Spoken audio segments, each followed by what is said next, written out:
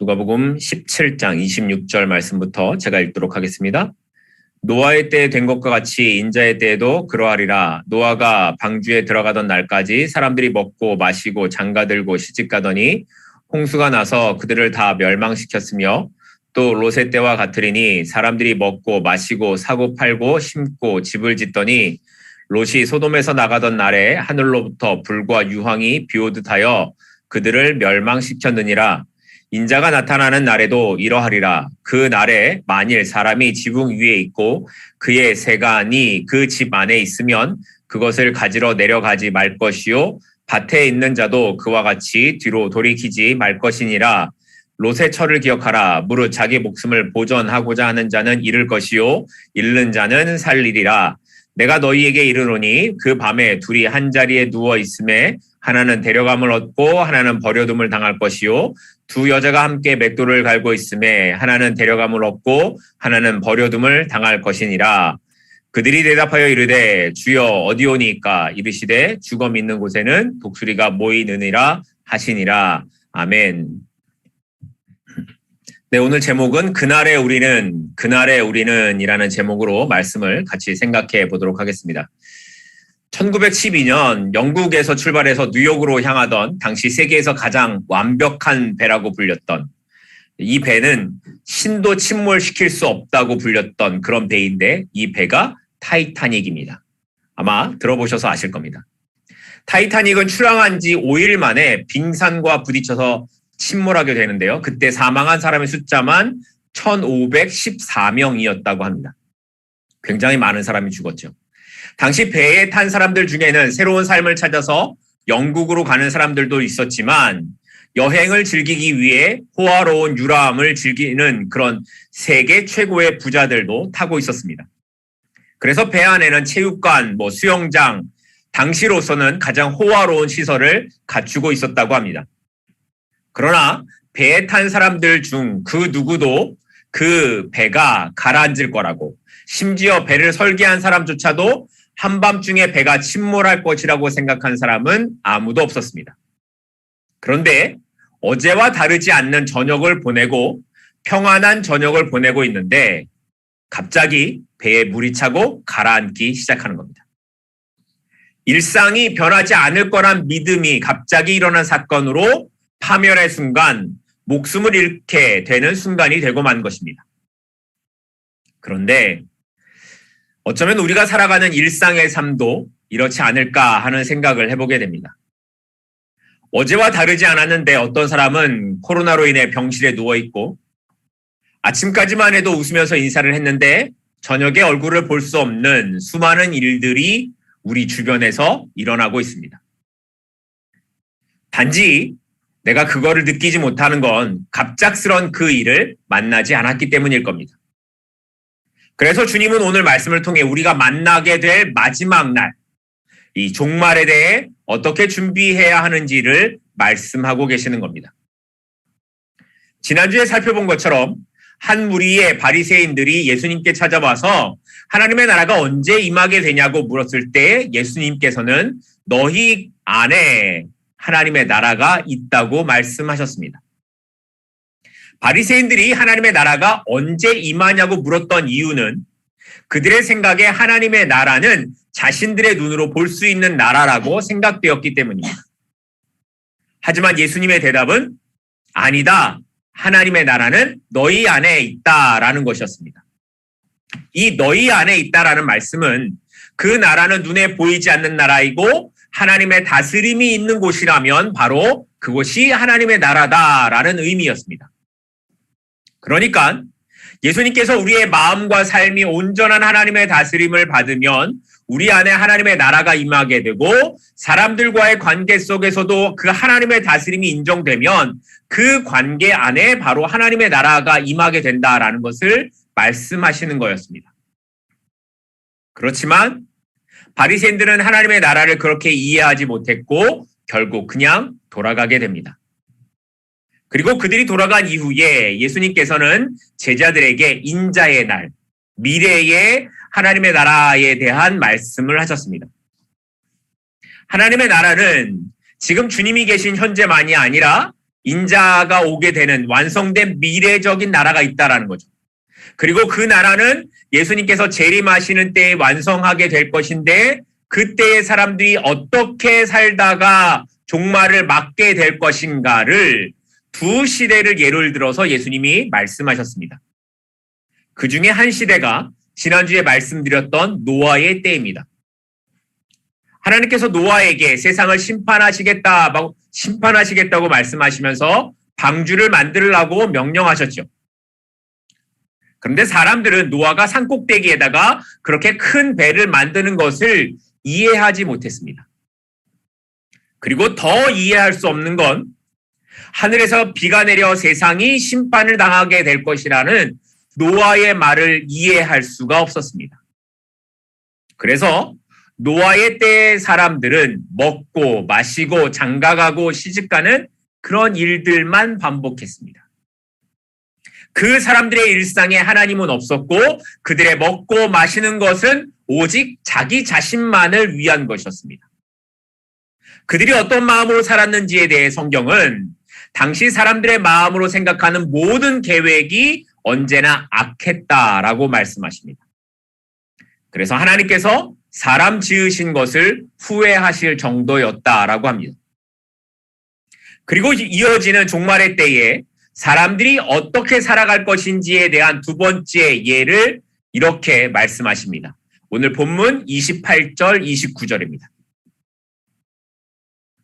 또 롯의 때와 같으리니 사람들이 먹고 마시고 사고 팔고 심고 집을 짓더니 롯이 소돔에서 나가던 날에 하늘로부터 불과 유황이 비오듯 하여 그들을 멸망시켰느니라.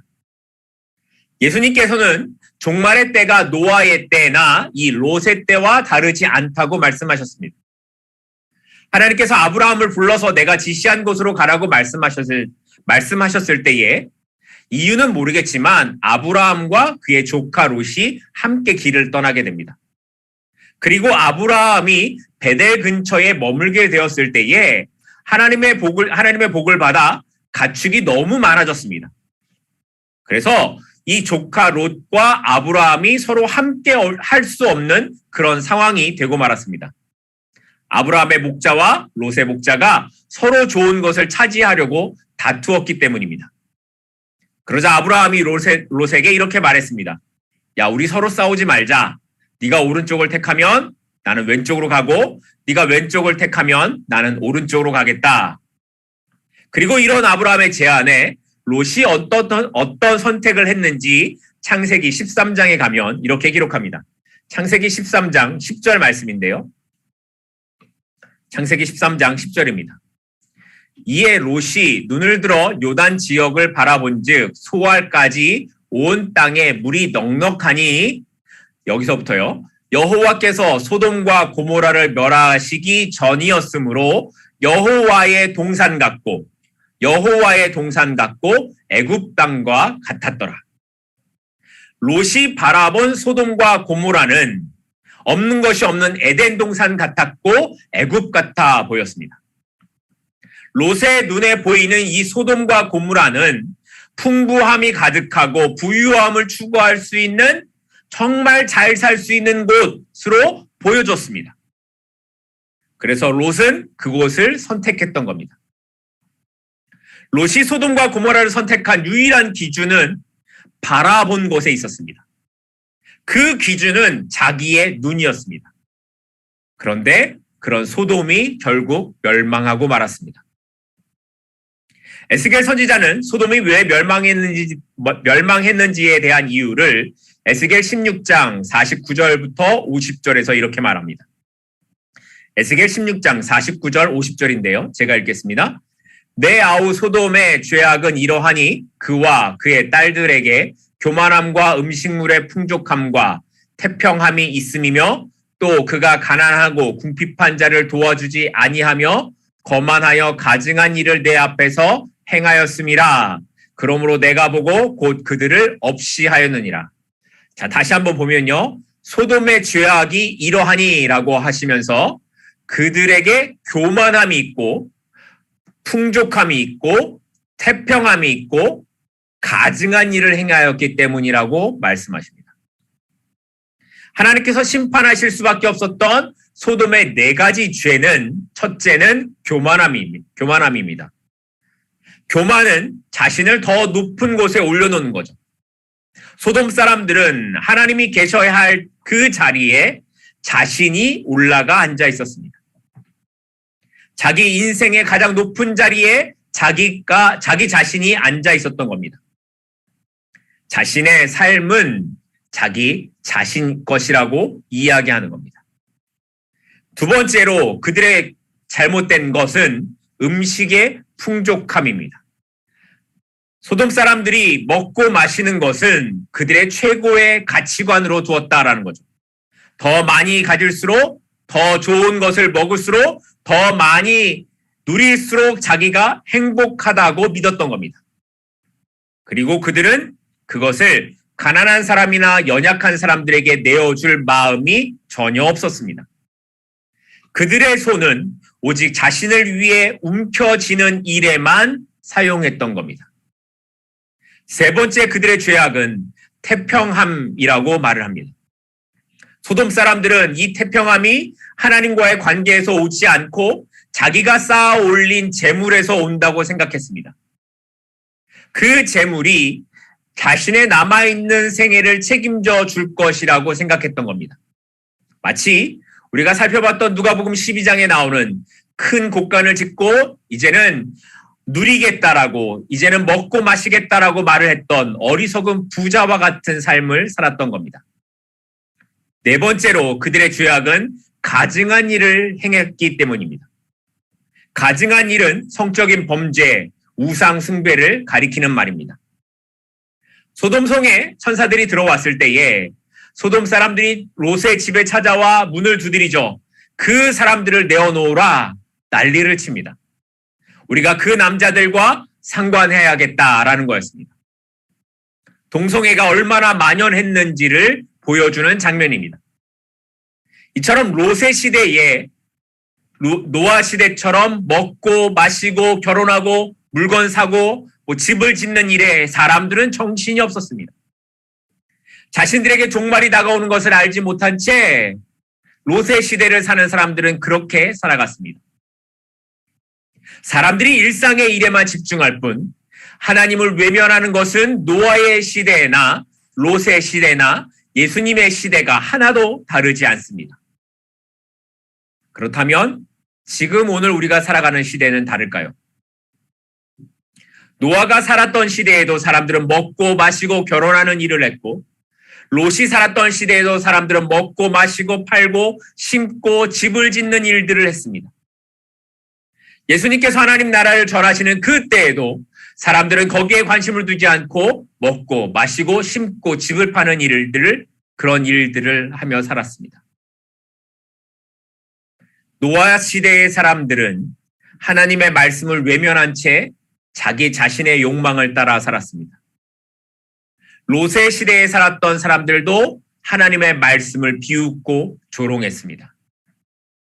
물론 예수님의 시대를 살았던 사람들도 그 두 시대의 사람들과 크게 다르지 않는 삶을 살았습니다. 그러면 우리는 어떻게 살아야 되겠습니까? 오늘 세상의 가치 기준이 뭐라고 생각하십니까? 물질, 그렇죠. 외모, 권력, 그런 것들이지 않을까요? 큰 교회, 큰 회사가 되면 그 사람들이 뭘 하던 그건 다 옳은 게 됩니다. 또 나쁜 짓을 했어도 외모가 이쁘거나 잘생기면 용서가 된다고 합니다. 권력을 갖는 것은 말할 것도 없습니다.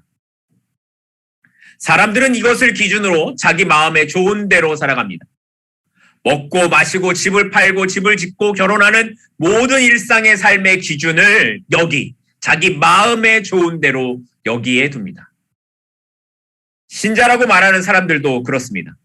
그래서 주님이 우리에게 물으시는 겁니다. 너희는 어떻게 살래? 너희는 어떻게 살아가고 있냐고 물으시는 겁니다. 우리에게는 어떤 기준이 있으십니까? 우리는 어떤 가치관, 어떤 생각으로 일상을 살아가고 계시는가요? 이제는 우리의 차례입니다. 노아의 때, 롯의 때, 예수님의 때에는 심판을 향해 사람들이 살아갔습니다. 그러나 지금 우리의 일상은 영원한 그 나라를 향해 살아가고 있다고 말할 수 있으면 좋겠다라는 생각을 갖게 됩니다. 주님, 때로 우리가 실패하기는 하지만 그래도 나의 기준, 나의 삶의 중심은 주님이십니다. 이 고백으로 우리의 마지막 삶을 향해 살아가는 저와 여러분이 될 수 있기를 간절히 소망합니다. 그런데 이렇게 노아의 때, 롯의 때에 멸망의 순간이 임하는 그 날을 사람들이 예상을 하거나 짐작을 했을까요? 전혀 생각하지도 못했을 겁니다. 사람들이 전혀 예상하지 못했을 때 갑자기 하늘에서 불과 유황이 비오듯 쏟아졌고 그들이 생각하지 못했을 때에 홍수가 나서 모두가 물에 빠져 죽었습니다. 그런데 성경은 예수님께서 다시 오시는 그 날도 그럴 것이라고 말씀하고 있습니다. 사람들이 가장 안전하다고 생각했던 타이타닉이란 배에 타고 있었고 자신들의 오늘이 어제와 다르지 않을 것이라고 생각했던 그 어느 날 배가 침몰한 것처럼 주님의 오심과 우리 개인의 종말은 그렇게 임하게 될 것입니다. 그래서 그때를 준비하며 사는 삶이 어떤 것인지에 대해 주님은 31절에서 이렇게 말씀하셨습니다. 오늘 본문 31절입니다. 그날에 만일 사람이 지붕 위에 있고 그의 세간이 그 집 안에 있으면 그것을 가지러 내려가지 말 것이요 밭에 있는 자도 그와 같이 뒤로 돌이키지 말 것이니라. 이스라엘 백성들이 살았던 시대의 지붕은 이렇게 지금 여기 우리가 사는 것처럼 뾰족하지 않고 평평해서 다목적 공간으로 사용되었습니다. 사람들은 그 지붕 위에 곡식을 말리기도 하고 또 잠을 자기도 하고 기도를 하는 그런 장소로 사용되었습니다. 하지만 그렇게 사용을 한다고 해서 지붕에다가 자기의 귀중품이나 살림을 놓고 사는 사람은 아무도 없었습니다. 중요한 것들은 다 지붕 아래, 집 안에 두고 살아갔죠. 그러니까 지붕 아래에 있는 것이나 밭에 있는 것은 그 사람의 전 재산을 의미하는 겁니다. 그런데 오늘 본문은 그 날에 그것을 가지러 내려가지 말고 돌아가지 말라고 말씀하시는 겁니다. 왜냐하면 그것이 생명보다 소중하지 않기 때문입니다. 가끔가다 기사를 보게 되면 사진을 찍기 위해 목숨을 거는 사람들이 참 많은 것 같아 보입니다. 좀 더 멋진 사진을 찍으려다가 그랜드 캐니언에서 떨어져서 죽은 사람이 있는가 하면 또 무슨 폭포에서 떨어져 죽은 사람도 있다라는 기사를 읽은 적이 있습니다. 모두가 선을 넘어가면 안 되는 선을 넘어갔기 때문에 사고를 당한 일들입니다. 아무리 멋진 사진을 찍고 싶어도 그것이 목숨보다 소중할 수는 없습니다. 마찬가지로 종말의 때에 지붕 위에 있다가 집 안에 있는 것이 생각난다고 그것을 가지러 집으로 내려가거나 밭으로 돌아가면 안 된다는 겁니다. 그것을 돌아보면 안 된다라는 거죠. 여기 그 날이 세상의 종말을 말씀하는 것이기는 하지만 이것을 개인의 삶에 적용하면 우리 인생의 마지막 때, 우리 인생에서 결정적으로 중요한 순간이라고도 할 수 있을 겁니다. 우리는 모두가 개인의 종말을 향해 오늘을 살아가고 있습니다. 오늘 하루, 내일 하루의 삶이 우리 개인의 종말을 향해 살아가고 있는 거죠. 그 날이 언제일지는 모르지만 우리는 지금 나 개인의 종말을 향해 살아가고 있습니다. 그런데 어떤 사람들은 자꾸만 집 안으로 내려가려 합니다. 집 안에 있는 재산이 생각나고 밭에 있는 것이 자꾸만 생각나는 겁니다. 그래서 선을 넘어 되돌아갑니다. 생명보다 그것에 가치를 더 두는 거죠. 그런데 주님은 그 선을 넘어가지 않는 것이 마지막 날을 준비하는 인생이라고 말씀하십니다. 지붕 밑에 있는 것들이 생각나겠지만 그것을 잡으려고 세상의 가치관으로 돌아서지 않는 사람, 그 사람이 영원을 준비하는 인생이라고 말씀하시는 겁니다. 그래서 예수님께서는 그렇게 살지 못했던 한 사람을 예를 들어서 말씀하셨습니다. 오늘 본문 32절인데요. 되게 짧아요. 32절입니다. 롯의 철을 기억하라.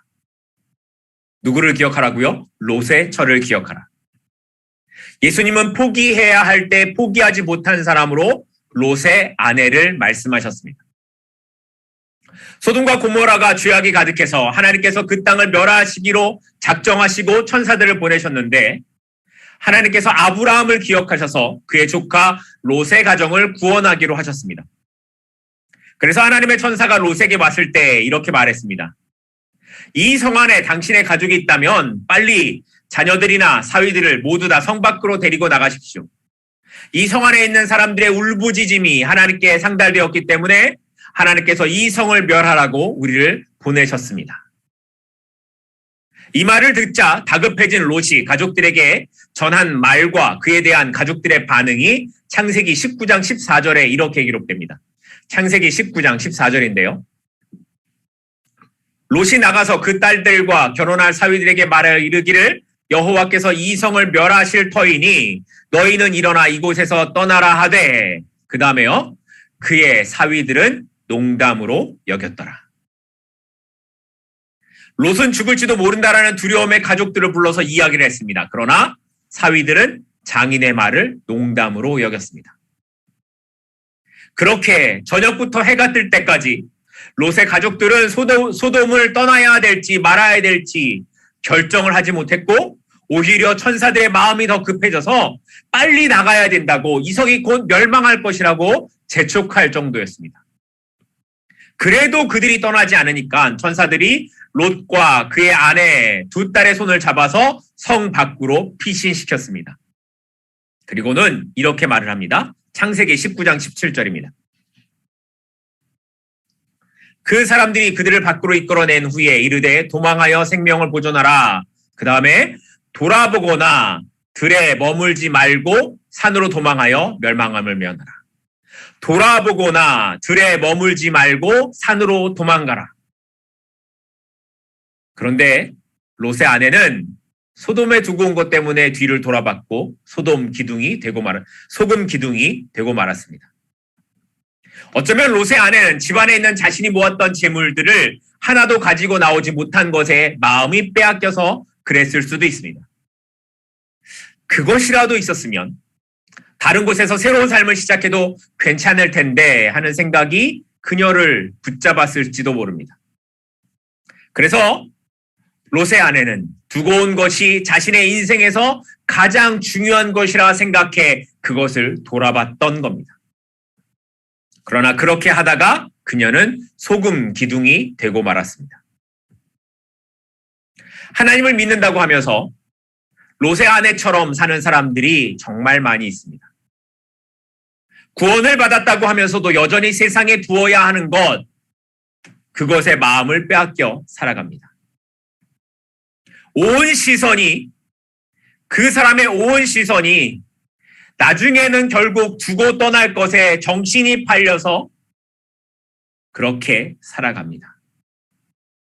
그러다 어떤 때는 선을 넘어가는 때가 오게 되는 거죠. 마지막 날에 내가 챙겨갈 수 있는 건 하나도 없습니다. 주님 앞에 서는 날 남은 것은 내가 살아온 삶의 모습들밖에 없습니다. 그러니 우리의 시선을 어디에 둬야 하는지를 잊지 않기를 소망합니다.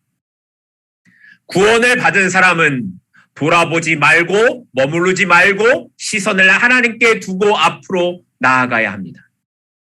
그것이 롯의 아내를 통해 말씀하시는 주님의 음성입니다. 이렇게 소돔의 심판의 날에 하나님께서 롯과 아내 그리고 두 딸을 건져내셨지만 결국 구원받은 건 누구예요? 롯과 두 딸뿐이었습니다. 그러면 이 말이 무슨 의미일까? 이 말은 다시 말하면 구원은 가족이라고 해도 함께 일어나는 일이 아니라는 겁니다. 그래서 심판의 날에 하나님의 심판을 믿는 사람과 믿지 않는 사람이 어떻게 될지에 대해 오늘 본문 34절과 35절은 이렇게 말을 합니다. 내가 너희에게 이르노니 그 밤에 둘이 한 자리에 누워 있음에 하나는 데려감을 얻고 하나는 버려둠을 당할 것이요 두 여자가 함께 맷돌을 갈고 있음에 하나는 데려감을 얻고 하나는 버려둠을 당할 것이니라. 여기 34절 35절에 반복해서 나오는 말씀이 뭐예요? 하나는 데려감을 얻고 하나는 버려둠을 당하게 된다라는 거죠. 밤에 둘이 한 자리에 누워 있는 사람은 부부일 수도 있고 아버지와 아들일 수도 있습니다. 하지만 남편이 아내의 믿음을 대신할 수 없고 아내가 남편의 믿음을 대신할 수도 없습니다. 또한 부모가 자녀의 믿음을 대신할 수 없고 자녀가 부모의 믿음을 대신할 수도 없습니다. 맷돌을 가는 두 여인은 어머니와 딸이거나 아니면 시어머니와 며느리일 수도 있고 친한 이웃 여자일 수도 있습니다. 그러나 아무리 친한 사람이라고 해도 한 사람이 다른 사람의 믿음을 대신할 수 없습니다. 그런데 이 말씀은 유대인들에게, 이 제자인 유대인들에게 너무나 충격적인 말씀이었습니다. 유대인들은 선민사상, 하나님께서 우리를 선택하셨다. 그래서 우리는 구원을 받는다라는 그 생각이 있었습니다.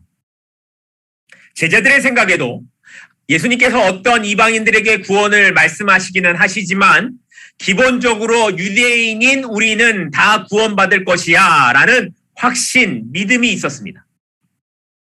그래서 바리새인들이 예수님께 하나님의 나라가 언제 임하냐고 물었던 이유 중에 하나는 빨리 그 하나님의 나라가 오기를 원하는 마음이 있었기 때문입니다.